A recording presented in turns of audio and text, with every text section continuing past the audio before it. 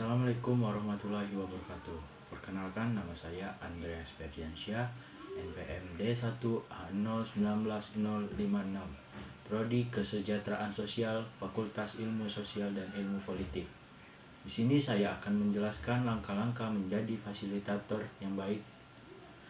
Fasilitator adalah seseorang yang membantu sekelompok orang memahami tujuan bersama mereka dan membantu mereka membuat rencana guna mencapai tujuan tersebut tanpa mengambil posisi tertentu dalam diskusi.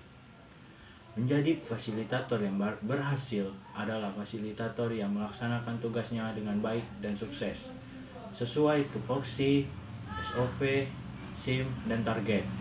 Program yang telah ditetapkan tentunya menjadi idaman setiap fasilitator. Dalam menjalankan tugas sebagai pendamping masyarakat, banyak kemampuan yang seharusnya dimiliki fasilitator.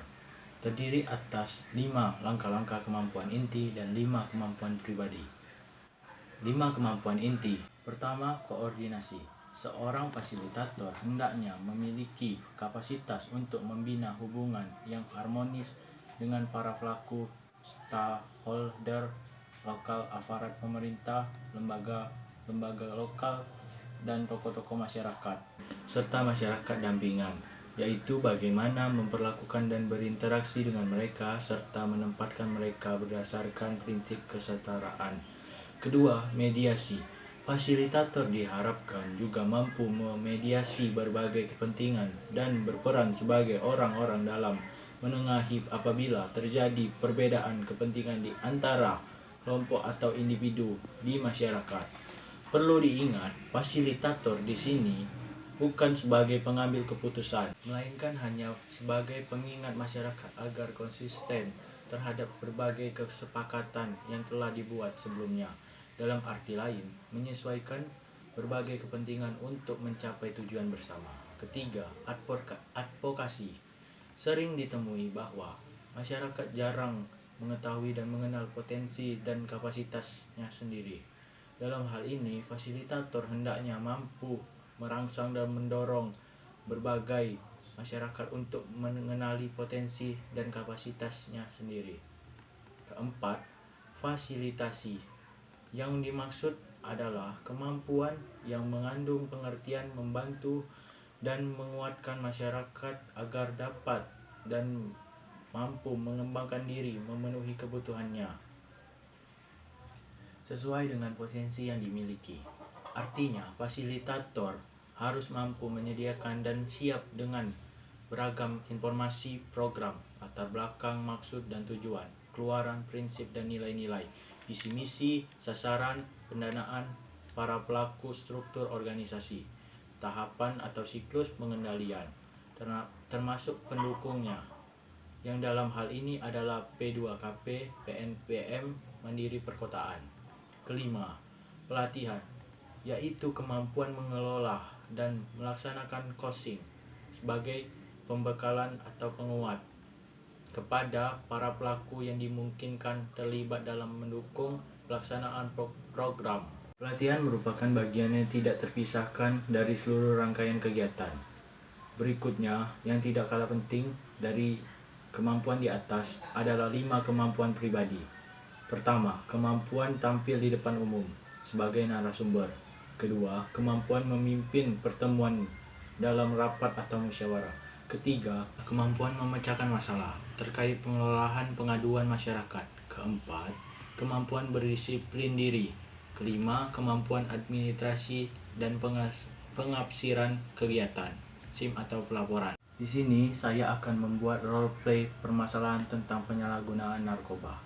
Pengertian narkoba. Narkoba adalah zat atau obat baik yang bersifat alamiah, sintetis maupun semi sintetis yang menimbulkan efek penurunan kesadaran, halusinasi, dan daya rangsang. Sementara menurut Undang-Undang Narkotika Pasal 1 Ayat 1 menyatakan bahwa narkotika merupakan zat buatan ataupun yang berasal dari tanaman yang memberikan efek halusinasi, menurunkan kesadaran, serta menyebabkan kecanduan.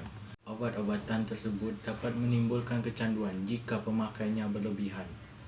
Pemanfaatan dari zat-zat itu adalah sebagai obat penghilang nyeri serta memberikan ketenangan. Penyalahgunaan bisa terkena sanksi hukum. Untuk mengetahui bahaya narkoba bagi kesehatan, simak ulasan yang berikut ini. Bahaya dan dampak narkoba pada hidup dan kesehatan. Peredaran dan dampak narkoba saat ini sudah sangat meresahkan. Mudahnya mendapatkan bahan berbahaya tersebut membuat penggunanya semakin meningkat. Tak kenal jenis kelamin dan usia. Semua orang beresiko mengalami kecanduan sudah mencicipi zat berbahaya ini. Baik, itulah penjelasan dari saya. Apakah ada yang ingin ditanyakan? Saya, Kak. Pertanyaannya, apa saja bahaya narkoba bagi kesehatan tubuh? Baik, terima kasih yang sudah bertanya. Jawabannya ada beberapa. Seperti dehidrasi, halusinasi, dan kematian. Dehidrasi. Penyalahgunaan zat tersebut bisa menyebabkan keseimbangan elektrolit berkurang. Akibatnya, badan kekurangan cairan. Halusinasi menjadi salah satu efek yang sering dialami oleh penyalahgunaan narkoba, seperti ganja. Apabila pemakaian berlangsung lama, bisa mengakibatkan dampak yang buruk seperti gangguan mental, depresi, serta kecemasan terus-menerus. Kematian. Dampak narkoba yang paling buruk terjadi jika si pemakai menggunakan obat-obatan tersebut dalam dosis yang tinggi atau yang dikenal dengan overdosis. Pemakaian sabu-sabu, opium, dan kokain bisa menyebabkan tubuh kejang-kejang dan jika dibiarkan dapat menimbulkan kematian. Inilah akibat fatal yang harus dialami jika kecanduan narkotika. Nyawa menjadi taruhannya. Baik, apakah jawaban dari saya sudah cukup jelas? Baik, terima kasih penjelasannya, Kak. Bisa dipahami dan dimengerti oleh saya. Itulah video roleplay dari saya. Semoga bermanfaat. Apabila masih banyak kekurangan, saya mohon maaf. Wassalamualaikum warahmatullahi wabarakatuh. Jangan lupa like, comment, dan subscribe. See you, bye-bye.